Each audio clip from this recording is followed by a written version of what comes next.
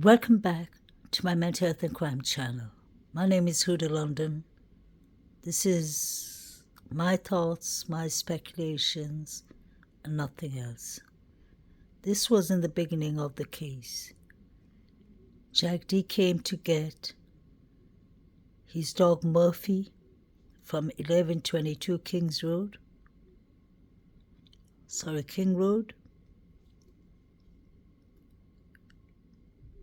Why does he look bruised up? What do you think? I'm going back to the beginning to see what was circulating around social media. It's been reported that a local said police have footage from a doorbell cam of a masked man entering or at least walking up to the house around 3 a.m. Got a somewhat description, I guess, disturbingly screen grab of his eyes, and this was shown to the neighborhood frat sorority houses, and I guess the frat identified the photo instantly as a man who lives on the same street. Another local admitted they in fact gave the footage to the police. This was the infamous man knocking on the doorbells. I believe it was a couple of weeks even, couple of days before the unalivings. I can't help but think of Hoodie Guy. Does look a bit like him except the hairstyle, but he could have shaved his hair. There was creepy things going on before the quadruples happened. Everyone seemed to be roaming around with a mask. Strange. Could it be David Lott, allegedly? Someone with broader face features. This one was just ringing up people's doorbell and disappearing. I remember there was a young woman who called the police because somebody shined a torch in a bedroom light while she was sleeping. And they disappeared, or they ran off. So was somebody doing this to scare the sororities and frats? So these were the Sigma Chi fraternity boys. Or some of them. What happened to the 3 unidentified male DNAs that were found at 1122 King Road? Like the fingerprints on the good vibes. Let's read this. I've got good authority. Cousin is officer in near town. Were called in to help in Moscow. One school started back up. Apparently the investigating is looking directly at the Sigma Chi frat party Ethan and Zana attended from 8 to 9 that night. I thought from 8 to 9 they were at the Betty Blue party. I thought it was from 9 to 1:45 that Zana and E were supposed to be at the Sigma Chi. He did not have any update on this on their timelines. After they left at 1:45, between 9 to 1:45, but did say it looks like the investigation is honing in on 2 suspects from the party that night, and an update should publicly name them by the end of this week. Hasn't happened. So they thought it was the Sigma Chi boys rummaging upstairs at 2:15. That is when Saeed sent the Venmo to David Baracho from the Sigma Chi. Was all this pre-planned? So at 2:15 there was a lot of movements going on. The surviving roommates thought it was the Sigma Chi fraternity boys. Could it have been the 2 boys, the 3 boys and Saeed on Banfield? I have a feeling they were involved with Ethan and Zana's unaliving. the Banfield boys. And the Sigma Chi boys was involved with Maddie and Kaylee's unaliving. It was two separate incidents in my belief.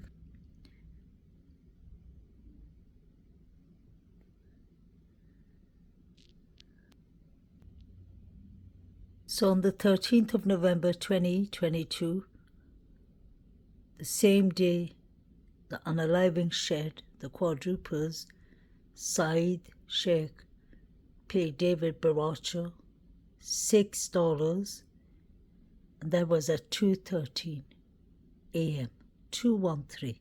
So it was the first one who put out a Venmo, I believe, but Molly put out a Venmo on the 12th of November, so she did it early. Why were they paying Venmos is my question. And why were there people with masks roaming around in front of King Road and other places? David Baracho and David Lodge had a fight allegedly with Ethan and Zana. Ethan called David Baracho and David Lodge butt buddies, allegedly. And he said David Lodge was a steroid head. And he called him some really nasty language. But there was brewing beef before the fall of 2022 going on with Ethan Zana and the Sigma Chi fraternity boys. Ethan was last seen at the Betty Ball with his triplets and Maisie's roommate. So where was he after that? How come nobody saw him between 9 to 1:45? I'm sure DM and BF saw him, but they're not saying much, especially about Ethan. They said they saw Zana wearing black, but they never mentioned Ethan. Molly Gray paid Liz Katovic on the 12th of November 2022 at 3:45 p.m. So this is one day or 24 hours before the quadruples take place. She pays Jack Katovic from Sigma Chi, his sister Liz. Why were they paying Venmos? So we have Molly, we have Liz, we have David Baracho, Saeed paying for Venmos. Did some digging on Venmo, and Ethan's last Venmo payment was to a Jack Katovic. Clicked on his page and found a Molly Gray who paid Liz Katovic, Jack's sister, and captioned it 3:30 a.m. Do you all see that? Liz Katovic, Molly Gray paid Liz Katovic, Jack's sister, that's Jack Katovic's sister, and she captioned it 3:30 a.m. This is very unsettling. I agree. I'm very specific with 3:30 and DM 3:33. It could be nothing, but it could be something. Thought it was interesting regardless. It was very interesting. So she captioned it 3:30 a.m. So did they have appointment that it will all get done by 3:30? Seems that way. This was the flyer put up. So this was the timelines the Canoodles were interested in. Interesting. This is Jack Katovic. His sister, Liz Katovic, received a Venmo from her friend Molly Gray for $6. And it was captured with big captions. It said 3:30 a.m. Jack K. was Ethan's friend. He opened the funding with the first $6 Venmo. Strange. All red flags. Was this pre-planned on the 12th or the 13th or the week before or on Halloween? I still believe it's all the university, students, the frats, the sororities that did it. They were the one who seemed to be carrying weapons that night. Look at Showalter. What is Jack D carrying? Sorry, Jack Showalter. Does that look like a cable? Could Jack Showalter have thrown his weapon behind the fire extension in Taylor Avenue? What is he carrying? These people were all carrying weapons at the crop truck, allegedly, and the Banfield. We didn't see the four figures running. We didn't see if they had anything because they were just blurry figures. I believe this was all pre-planned. And I believe all four victims were the targets of different people. May they rest in peace. Wonder if Timmy, the one looking into the bushes, threw the weapon inside the bushes. These three looked very anxious. They all were paying close attention to their phones. Some were paying Venmos. Were there cameras inside the house? I wonder. DM and BF could have been a part of it, allegedly. His pant looks so reddish. I wonder if he came from the crime scene.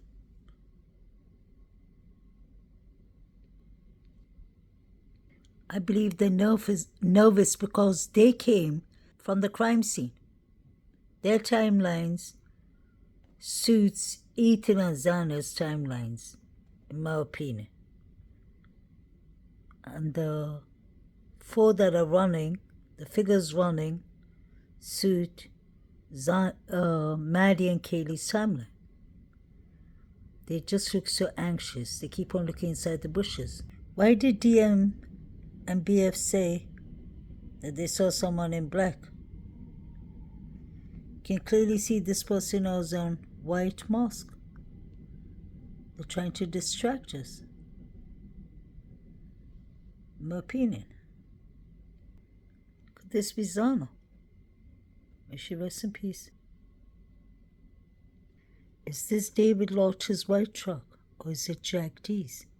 They both have a white truck. This is the door that has the doorbell camera. And the many other cameras, I'm sure. This is when Maddie and Kaylee came home at 1:56. And you see the white truck that looks like David Lodge's white truck or Jack D's white truck waiting in front of King Road. Isn't that strange? Could David Lodge or Jack D have been waiting inside the white truck? Or maybe David Lodge and David Baracha, and they attacked the girls when they came home? Or they could have attacked Ethan and Zana first. You can hear Ethan, a man's voice yelling from Linda Lane at 1:56. Isn't this strange? If you bring it together, there is something there. Who was using Kaylee's Instagram? Maddie's Instagram was not touched, as far as I can see. Who was using Kaylee's LinkedIn account, logging off it, using her Instagram, uploading the picture they took on the 12th. Somebody uploaded it on the 13th of November. Strange. Was likely the very last man to see Maddie Mogan and Kaylee Gonzalez alive is speaking to News Nation tonight. The Uber driver who brought the kids home the night of the murders, Kaylee's family reported that their daughter had indeed ordered an Uber, and now the man who drove them is revealing exclusive details to us about that ride home and what the girls said in the back of that car. News Nation correspondent Alex Capriello is...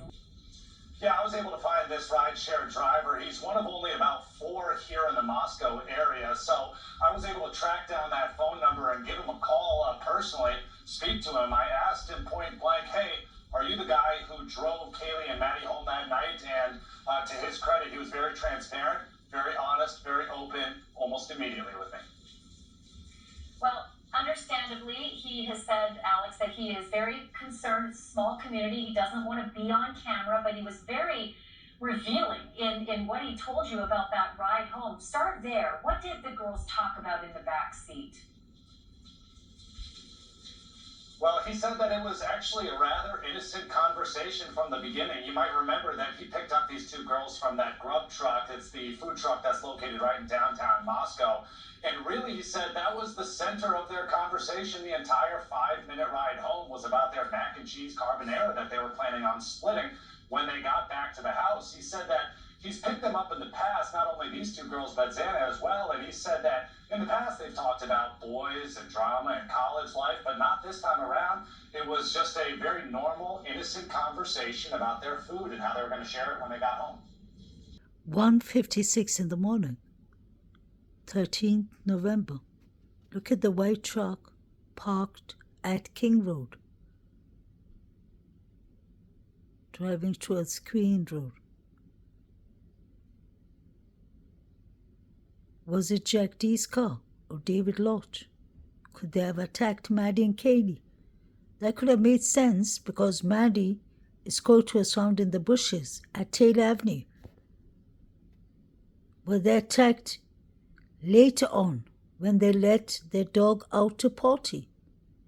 Like Alivira said, I really believe that Maddie must have tried to run away and the suspect pulled her back home. I don't believe BK did this, and if he did this, he didn't do it by himself.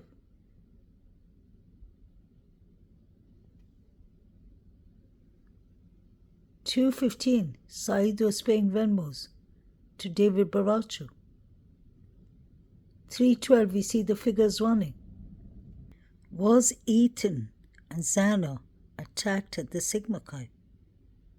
How come we don't hear much about them, especially Ethan? Is the Dateline telling us the truth that Ethan's legs were carved? Poor him. Could he have been slammed on his vehicle? We heard that rough, loud noise. Why did Kaylee get the most injuries? Was this a crime of passion? Was one of the main targets Maddie because she was bullying and hazing DM? Did DM take revenge, allegedly?